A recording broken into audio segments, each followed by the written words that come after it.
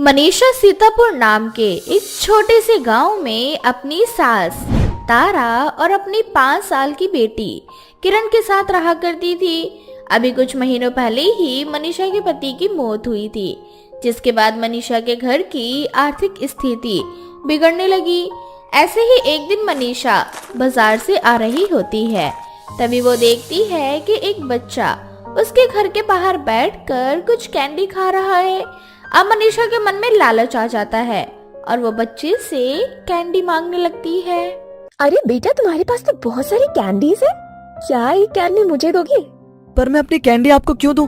आप तो इतनी बड़ी हो, फिर भी बच्चों की कैंडी मांगते हुए आपको शर्म नहीं आती? बच्चा तो बड़ा ही तेज है। कोई बात नहीं, अपनी लाचारी से अपना लालच छुपाकर इस बच्चे से कैंडी ले ही लूंगी। बेटा, ये कैंडी मैं अपने लिए नहीं मांग रही, कैंडी तो मैं अपनी बेटी के लिए मांग रही हूँ। वो तुम्हारी दोस्त है ना, क्या तुम अब भी अपने दोस्त को कैंडी नहीं दोगी? एक छोटा सा बच्चा मनीषा की बातों में आ जाता है और मनीषा उस बच्चे से कैंडी लेकर अपनी बेटी को दे देती है। मनीषा अपने घर की आर्थिक स्थिति चलाने के लिए सिलाई का काम किया करती थी। अब मनीषा रसोई घर में खाना बनाने के लिए चली जाती है और तभी वो देखती है कि उसका घर का नमक खत्म हो चुका है। मनीषा के पास इतने पैसे नहीं थे कि वो नमक लेकर आ सके, इसलिए जब उसके घर में एक औरत अपनी साड़ी लेकर आती है तो मनीषा उससे थोड़ा नमक मांग लेती है। आंटी, साड़ी में बस फॉल ही तो लगाना है, कल जाना है ना पार्टी में, सुबह तक आपकी साड़ी में फॉल लगा कर दे दूंगी। तुम सारे काम बहुत जल्दी करती हो, इसीलिए तो मैं अपने सारे कपड़े तुम्हें ही देती हूँ। आंटी, मुझे ऐसे गरीब को आप अपने कपड़े देकर बहुत बड़ा एहसान करती हैं। अच्छा आंटी, वैसे मेरे घर में नमक खत्म हो गया है, अगर मैं अभी नमक लेने गई तो आपकी साड़ी रह जाएगी, अगर आप थोड़ा सा नमक मुझे दे देते तो। अरे बहू, ये भी कोई मांगने की चीज है? आखिर एक पड़ोसी होता ही क्यों है, ताकि वह अपने पड़ोसी की मदद कर सके। तू फिक्र मत कर, मैं तुझे नमक चीनी सब लाकर देती हूँ, मैं तेरी आर्थिक स्थिति समझती हूँ। मोहल्ले के सभी लोग मनीषा पर तरस खाते और उसकी मदद करते, पर मनीषा उनकी मदद का गलत फायदा उठाने लगती है। अब मनीषा के मन में लालच आ जाता है और वो अपना सारा काम मुफ्त में करवाने की सोचती है। सभी लोगों को मुझसे कितनी हमदर्दी है, मैं ही पागल हूँ जो इतने सस्ते में इनके कपड़े सिलती हूँ। आगे मुझे भी तो अपना घर देखना है, इसलिए मुझे अपने कपड़ों के दाम बढ़ा देने चाहिए। अरे बहू, इतना लालच अच्छी बात नहीं है। माना कि सभी मोहल्ले वाले तुझसे कपड़े सिलवाते हैं, लेकिन अगर तू टेलर से भी ज्यादा रेट लेगी तो कोई तुझसे कपड़े क्यों सिलवाएगा? माँ, मैं एक विधवा और लाचार औरत हूँ जिसके 5 साल की बेटी भी है। देखना, जब मैं सिलाई की रेट बढ़ाऊंगी तो कोई फर्क नहीं पड़ेगा। अब मनीषा ज्यादा कमाई के लिए सिलाई का रेट बढ़ा देती है, पर मोहल्ले के सभी लोग मनीषा की आर्थिक स्थिति से वाकिफ थे, इसलिए वो कुछ नहीं कहते और सिलाई का रेट बढ़ने के बाद भी अपने सारे कपड़े मनीषा को ही देते। देखा माँ जी, मैंने कहा था ना, दाम बढ़ाने से कोई फर्क नहीं पड़ेगा, क्योंकि मैं टेलर से जल्दी और अच्छा कपड़ा सिल के देती हूँ। इतने कम पैसों में इतनी अच्छी सिलाई पाकर मोहल्ले वालों की तो मौज है। बहू, तेरा लालच धीरे धीरे बढ़ता जा रहा है। अब पता नहीं कि तू क्या सोच के ये सब कर रही है। तारा और मनीषा आपस में बात कर ही रहे होते हैं कि तभी वहाँ किरण आ जाती है और अपनी माँ से रोते हुए कहती है, माँ, आज भी मेरे टेस्ट में कम नंबर आए हैं। टीचर कह रही है मुझे ट्यूशन लगवा लेना चाहिए, अगर ऐसा ही रहा तो मैं सबसे पीछे रहूंगी। किरण बेटा, तुम्हें ट्यूशन की क्या जरूरत है, मैं हूं ना तुम्हें पढ़ाने के लिए। नहीं माँ, मुझे ट्यूशन जाना है, मेरे सभी दोस्त ट्यूशन जाते हैं और आपके पास मुझे बनाने के लिए समय ही नहीं रहता। मुझे क्लास में पीछे नहीं रहना, मुझे भी ट्यूशन जाना है। किरण की बातें सुनकर मनीषा परेशान हो जाती है। अब इसी तरह से कुछ दिन बीत जाते हैं, पर मनीषा को कहीं सस्ता ट्यूशन नहीं मिलता और इसलिए जब उसकी गली की एक लड़की अपना सूट सिलवाने के लिए उसके पास आती है तो वो उस लड़की से कहती है, मैंने सुना है कि तुम बहुत अच्छा पढ़ाती हो, अगर तुम मेरी किरण बेटी को पढ़ाओगे तो मैं कम दामों में तुम्हारे कपड़े सिल दिया करूंगी। प्लीज मेरी किरण को मुफ्त में पढ़ा दो। मुझ विधवा के पास इतने पैसे नहीं कि वो अपनी बेटी को अच्छी शिक्षा दे सके, बस इसीलिए मैं तुम्हारे साथ ये डील कर रही हूँ।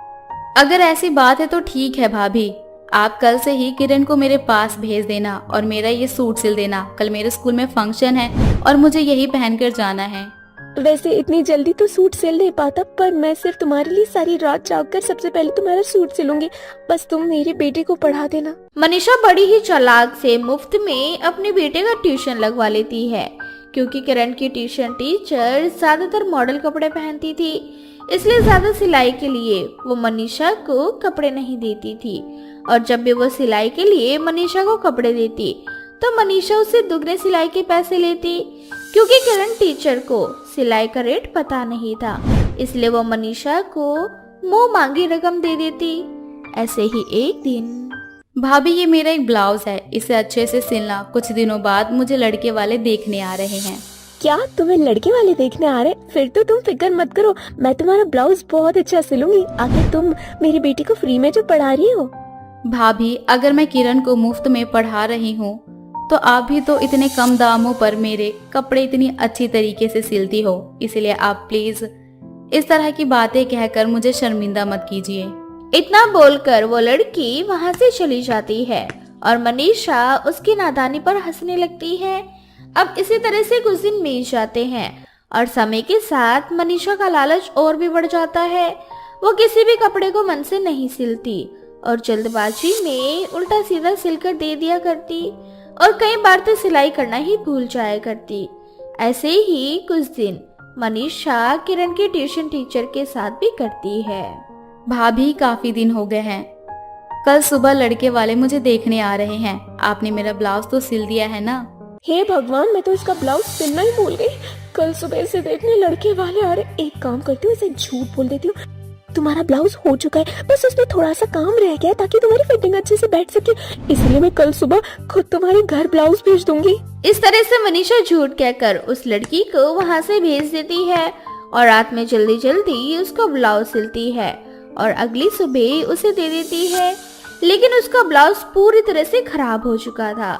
ये देखकर उस लड़की को बहुत गुस्सा आता है और वो गुस्से में आकर मनीषा से कहती है, भाभी मैंने इतनी दिन पहले ही आपको ब्लाउज दिया था ताकि आप मेरा ब्लाउज अच्छे से सिल सको, पर आपने मेरा ब्लाउज पूरी तरह से खराब कर दिया।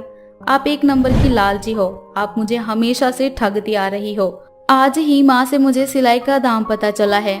मनीषा बहू, हमने तुझ पे तरस खाया कि चलो विधवा है, इसकी थोड़ी मदद कर देते हैं, पर तुम तो एक नंबर की लालची औरत निकली।